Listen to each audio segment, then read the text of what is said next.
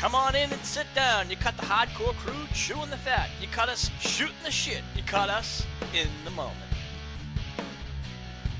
Finally, and I said it before, Big E needed to get a updated gimmick or get out. You know? Mm-hmm. And they did that. They probably said, let's make this guy into a goof. That's why they have him in New Day. Even though Coffee holds the team together because he's the breakout guy from this. But, yeah, you know, that's the situations. But if you look at it, you know, none of those guys that they got, they're great workers. But they don't have the charisma. They don't have the personality of, say, you know, of the guys from yesterday. And, again, that's, you know, none of them even, you know, we talked about that. You know, we pretty much, you know, we talked about this, how, you know, in the 80s you have the Pipers, you have the Hogans, you have the Flairs, and all the big larger-than-life characters. These guys today, you know, even in the 90s, mid-90s, you had the Stone Colds, you had the Rocks, you know, you had those Mankind's, you know, you had those larger-than-life characters still with the gimmicks. Today, you know, let's look at it. There's no Rocks. The Rock is there, but he's like an Undertaker who's like once every blue moon. You have the Undertaker himself, who's a part-timer, way part-timer. You know, Stone Cold is stuck on a podcast. So none of those guys really captivate the attention. It's like, you have, like I said, you have the Seth Rollins, who's, you know, learning, but he's still not there yet. You know, and if you notice, and this is the best way to say, they have to depend on these older guys to come back and kind of help the company, is if it wasn't necessary, they wouldn't bring them back. They would say, you know what, screw it, we don't need these old guys. They need these people to raise up the ratings to get people interested. Why? But now here's my argument, and we are in the moment. You know, now while I agree with you why they have to bring these guys back, it's not for the younger crew. Keep in mind, WWE's targeted demographic is 13 and under. We can't argue that. Okay? Now, when Sting comes through the ring, the younger kids doesn't see him as the icon Sting. They see him as a guy, another wrestler with a face paint on. The Dudley Boys, they just see them as a new tag team. You know, unless if kids really follow wrestling and look on YouTube, they don't know who they are. But here's the thing. No, here's his. Okay, go ahead. Now, I went to go see Mick Foley this past weekend, and there was a young kid who came down, and even Mick Foley was like, you know, because I was done with wrestling before you were born. And now the kid had a little sock puppet, and, you know, he says, you know, I think you're a great wrestler, and he goes, you know, I've only been watching you for a couple of years, and he watched him on YouTube. Now, you and I know that that's a rarity. The main reason why they're bringing these stars back, one, is to give them the rub, maybe show them the ropes, and two, for the older demographic. Absolutely. Because remember, yes, they're targeting the young audience, but it's the older audience that has to pay for the tickets. So it's like this. I'll give you a good example. And fans are kind of knowledgeable these days. You know, again, they have that internet that they can YouTube everything. If they don't know who a wrestler is, they have the tools to say, okay, you know what? Boom. We'll find out who this person is. You know, they have that luxury to do so. But if you notice, wrestling has been drying up, and the current guys just are not cutting it. So they have to bring these nostalgia people back just to fill up the seats even more. It's like you want to put it like this, like when I used to do shows, you want to give something for everyone, and that's what pretty much the legends are doing. Okay, well let's backtrack a little bit. Now you talk about the Stone Cold Steve Austins, the Rocks, Undertakers, and all the Chris Jerichos, the Mick Foleys that were really captivating. But on the same time, we were a lot younger. I was in my early 20s, and of course the Attitude Era was targeting the older crew. But who else always would come in? You would have Luna Vachon, not the Luna Vachons, you would have all these other older wrestlers. You would have the Bob Backlunds come in. You would have the Pat Pattersons come in. The Fabulous Moolah, she would make an appearance. Absolutely. And why? Because, again, they were targeting the legends. Now, right now, you guys have Seth Rollins. You have Roman Reigns, Dean Ambrose. You have other wrestlers, Cesaro, who right now are not legendary status. Why? Because they haven't earned their stripes yet. Now, look at Mick Foley. I looked at some of Mick Foley's older stuff. And I'm not talking when he first came in as Mankind. Or, I'm not going to talk about when he was Cactus Jack in WCW. And you can't honestly sit there and tell me that before he started taking those huge bumps that he was going to be the legend that he is today. Because I'll be honest with you. When I saw him, I had to watch this stuff. I'm like, oh, yeah, I can remember that guy. That guy was a jobber. Absolutely. And it's to no disrespect for him, because even he admitted it, because, hey, because if it wasn't for those bumps, if it wasn't for the huge over-the-top bumps, I probably would have never made it. Absolutely. And, we talk about spot monkeys, people like Neville who do those big bumps, who take those big moves. But let me cut you in on that. Yes, Foley was a spot. Well, he was a hardcore guy, and he did all the dangerous stuff. Let's put it that way, okay? But here's the thing, too. It was also his character. He knew how to talk on the mic.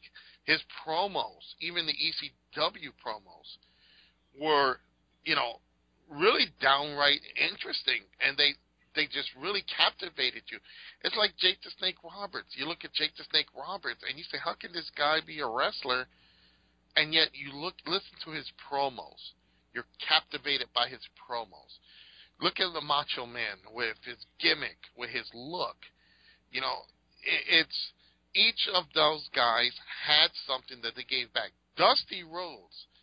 Look at Dusty Rhodes. Who would have thought a big fat guy like Dusty Rhodes, okay, will be, yeah, he was the booker and he gave himself the belt, and we can all talk about that. But who would have thought the guy could be so captivating on the mic? Because he knew how to talk. Ric Flair knew how to talk. Hulk Hogan wouldn't have been anything if he didn't have the gimmick and the personality and the charisma. Absolutely, and I agree with you that it's mostly about entertainment. And again, these wrestlers are still kind of honing their craft. Cesaro, I feel that maybe that might be one of his issues, that he really doesn't have that chance on the mic. But then you have other wrestlers. Now, look at Dolph Ziggler. I feel that he's actually pretty decent on the mic. Over the years, I remember when he first came on, he just said, hi, I'm Dolph Ziggler. Hi, I'm Dolph Ziggler. Now, he's been in the business for like 5 or 10 years, and he really has improved. His charisma is right there. He has all the attributes of what should be a legend. Unfortunately, he's just not getting there. Right, and the reason is the politics with Triple H. Exactly. That is another major barrier in the business. Seth Rollins. The only reason why Seth Rollins, well, we'll give him, obviously, he has his own attributes and his own credits for getting over. You have him, his character's excellent, his wrestling skills are excellent, but the key thing is, he's Triple H's boy. Absolutely. If the shoe was on the other foot, he would not be where he is today. Absolutely. But that's the problem. And then a lot of these guys, they don't get out. They pretty much don't know how to break out. They don't know how to go out there. CM Punk, I bet you how many headaches did CM Punk give Vince or Triple H because of the way he does things. Absolutely. But he knew, in order for him to be noticed, instead of being a small guy or slim guy, he knew he had to get out there and drop pipe bombs. Had to be the person that stands out. We've all read how, the wrestling pages, the Mark pages, the Mark sites where they say, hey, guess what? CM Punk is in the doghouse for opening his mouth, but yet he was so entertaining that he took advantage. He had to stand up and do something with his character. These guys don't do that, and if they do it, they probably do it in a way that they angered the boss, or they don't. I don't know. They just don't follow through with it. And right now, you see all these guys. Ziggler, yes, the guy could be a great entertainer. He could, if given a chance, he could really push something.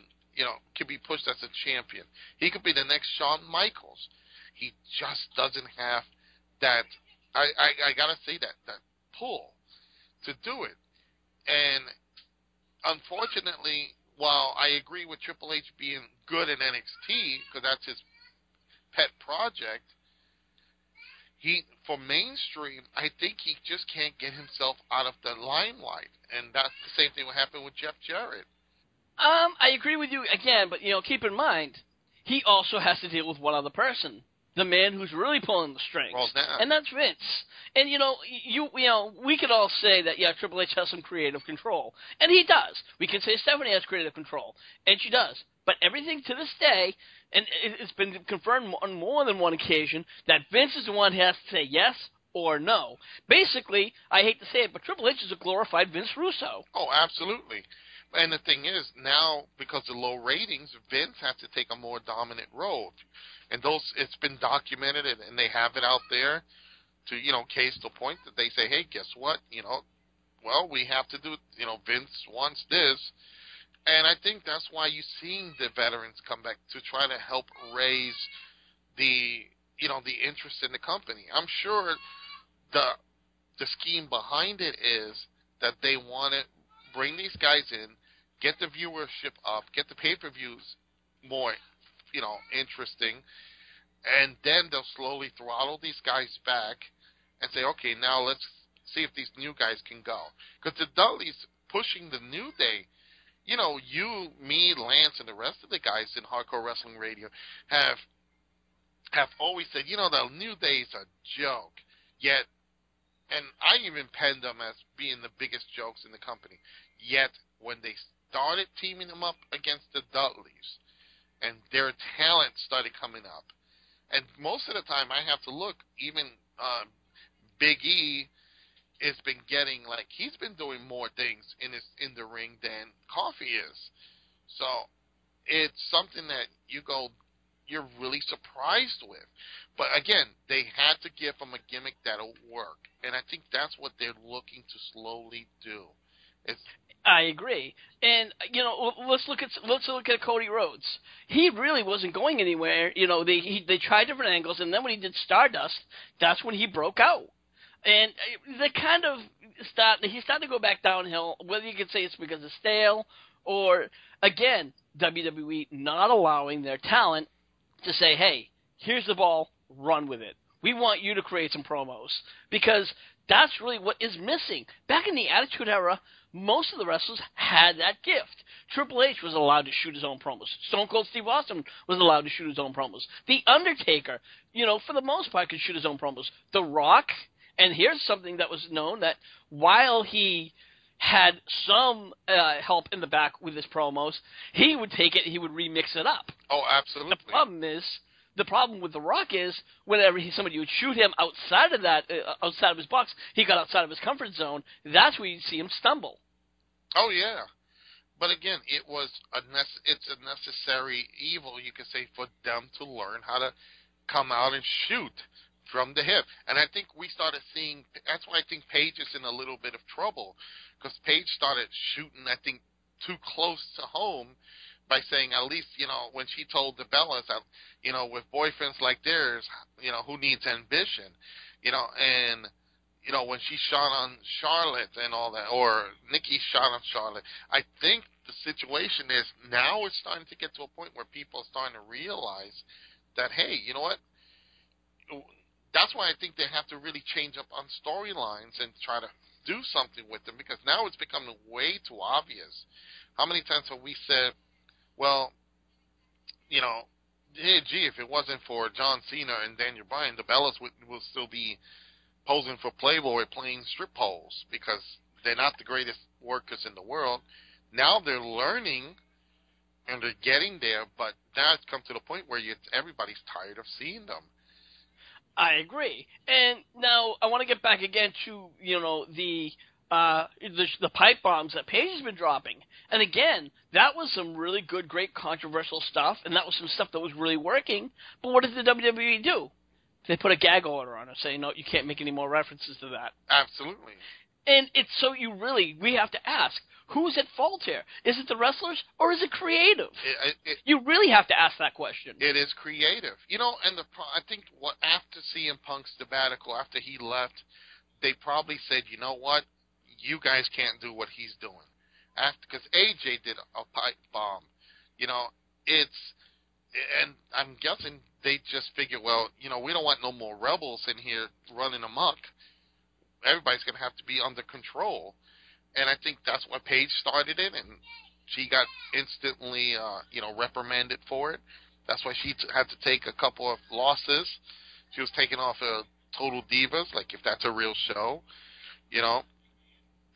I don't know if she was taken off Total Divas. I think it's just the season ended and she was still on it. And again, they probably brought her on the back and just said, hey, look, you just got to, be easy on some of the shit you say. But as far as her losses, she was taking losses beforehand. And I think that was part of her gimmick where she was doing the heel turn. And that's where I think that's going. I honestly don't think it has anything to do with her pipe bombs. That's just my personal opinion. I have no confirmation of that. For all for all we know, it can be exactly like you said. Because she dropped a pipe bomb, now she's being punished. Oh, what the truth is, neither of us honestly know. Exactly. We can only speculate. But if you look at it, the talented they need to be tweaked. They need to be let go of their leash. And just get out there and say, hey, guess what? You know what? Do it. Go out there and say stuff. Because the product is so stale and predictable that they have to go and bring in legends just to bring the ratings up. And it's smart on WWE's end. Get the legends in. Let them steal the spotlight a little bit. Let them start. Hell, let them go and say, put them in a storyline with a new person like the New Day and the Dudleys. Now you're building up the Dudleys as the New Day as credible contenders and champions. So, slowly then you can phase out the Dudleys. And let the New Day go on in their own little world. But the problem also is look at the other tag teams that they have. We don't have the Usos because one is hurt. You have what, the Lucha Dragons, which are really, I hate to say it, and I do like the Lucha Dragons, but I think right now they're not getting the push because right now they're in that feud. It's the Lucha Dragons and Neville versus what they're calling the Cosmic Wasteland. But the problem is the Cosmic Wasteland is not getting that dominant piece. Neither one are really kind of shining, unfortunately. It's kind of, very, very bland, unfortunately. When you put the Lucha Dragons against just a no-name tag team, they do great. And I have to agree with you to a point. This is where they should be doing, no-namers. They should be bringing in locals for these two teams. Especially the tag teams, because they need to shine. Well, and again, that's what we're looking at. That's the problem.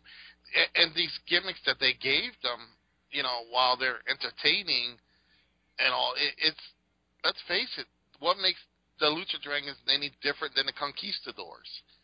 You're not gonna hear promos from, Sin Cara and exactly. You're not going to hear the great punchlines from these guys.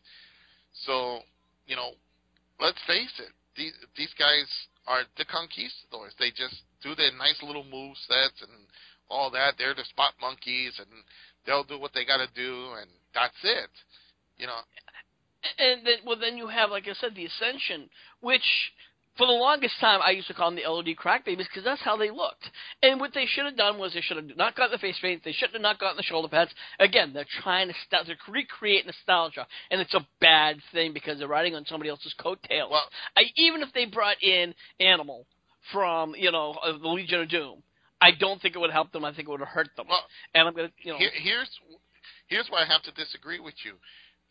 When you have a team that is similar, to the Road Warriors or Demolition, you want to probably recreate that because it's been, I don't know, maybe 10 years or more that we haven't had like a Demolition or Road Warriors tag team and, going on for like, I don't know, for 10 or more years. I think the concept was, you know what, we need to start bringing some of those gimmicks back because they'll be great for merchandise. Well, okay, that's kind of a fair point. Like I said, I still have to disagree with your point, and I'm going to make my point. Look at Ryback. Now, for the longest time, he would chant Goldberg. He was living under a shadow. Now, if they really wanted to, they could have made him like a Goldberg, where he came out with the pyro, blowing the smoke out, and even doing the same finisher. And, whether people want to admit it or not, Goldberg did not have a great personality. He was about as stale as Ryback is. And his matches, to me, I never liked his matches. I was never impressed with him because he would just do 3 moves and be done. And if they really wanted to recreate the nostalgia, as you say, they could have done that with Ryback. And even still, he didn't even have the chance because the fans were just mocking him. Absolutely. Look, let's face facts. One, Ryback, you look at him, he's like a generic Goldberg, Rob Van Dam looking with the singlet, Rhino-looking guy. You look at him and you can say, Jesus Christ, this guy looks so much like him. You're like, those 3 guys combined. You can't take him serious. He doesn't have great promos. He doesn't have, even the ring skills are horrible. If it was that gore, like come out and just gore people and beat the crap out of them, and don't even talk at all, just go in there and fight, kick ass, and leave, I think fans will have more respect for him. And he was getting some respect when he was a heel. Now you look at him, you're like, well, look what he is. It's like Big Show. Here's a 500-plus pound guy, a monster in the business. The only guy that's like your new version of Andre the Giant. And this guy jobs. Okay? And he jobs. And you saw Monday night when he came out, fans was telling him, you should retire, and when he got beaten up and he was leaving the ring, what did they say? Nah. Hey, goodbye.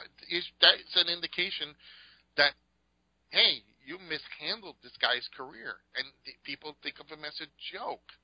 Well, again, and I agree, and, when he fought Brock Lesnar at MSG, I have to say I was impressed. Not necessarily with Big Show, but more so with Brock for taking those bumps the way he did, because we've never seen that before. John Cena, who's supposed to be like the biggest powerhouse in the company, strength-wise, couldn't even do that. He was getting his ass handed to him. Absolutely. And I agree with you that they should have given Big Show that more of a push earlier in his career, but the problem is it's too little too late. But here's the problem also with Big Show. And we've seen it also when they had the belt on, like the Great Khali, on other giants. It's when you have a person that big as your champion, you got to look for somebody else that's just as equally big to beat them. Hence, the Andre the Giants and Hulk Hogan's. Hence, Andre the Giant and Big John Studd or King Kong Bundy, Hogan and Bundy. You had to find ways to give these big, humongous guys a challenge because you couldn't do much with them. And as a champion, like Khali was a champion, and look how a joke he was because they knew for a fact who else was going to beat him except Undertaker or the Big Show. We're going to wrap this up in just a few minutes, but with him, Khali, look at him. He couldn't even move around. He was always like a slow, big, like ba-dum, bum, ba-dum, bum, bum, ba-dee. Yep. And it was just. But look at it like this. It didn't work. The guy was a basketball player in India. Big Show, we've seen him do top rope moves in WCW, and here's this guy now. You see, when he came in, he was like, okay, well, he's going to be Andre the Giant. We got to limit him. And even I understand that in the business because if you give someone, if you have a giant and he has all that abilities, oh hell, he's literally going to be unstoppable. That's like if Andre the Giant decided at WrestleMania 3, I'm not letting Hogan beat me. And what if he would have sat on Hogan's chest and just said, count, Yeah, and, again, you made some very valid points, and I think this is all a question of where's WWE going today. And we're going to wrap this up here. And now that we want to leave this one question, for you, the fans who are listening, where do you see WWE going? Where do you see all these wrestlers? Do you feel that they're going to one day be legends? Or is they're just becoming complacent, not going anywhere? Please, put your comments in the comment section below, and make sure you follow us over at Facebook.com/HardcoreWrestlingRadio and our chat room, HWR chat room. Also, take a few seconds and subscribe to us over at youtube.com/HWR show. And I would like to always thank the classic wrestling manager, Joseph Knight, for being on the show. Joe, always a pleasure. Well, thank you, Rick, for inviting me. And fans, I want to throw one more question out to you folks. Is this going to be a vote? Should TNA retire with all, or should I say not retire, but should TNA close because of all the shenanigans they've been doing? Also put that in our chat room. We'll definitely want to hear from you. If you want to follow me, I'm on Facebook.com as well. I'm on Facebook at Facebook.com Joseph Knight Manager. You can follow me on Twitter at JKnightCWA. So, for the Classic Wrestling Manager, I am your hardcore host, Rick Head, saying we'll see you when we see you. Thank you for listening to this edition of In the Moment. Make sure you follow us at any one of our locations, whether it's YouTube, Dailymotion, and now SoundCloud.com under the name HWR Show. Until the next time, this is your hardcore host, Rick Head, saying we'll see you when we see you.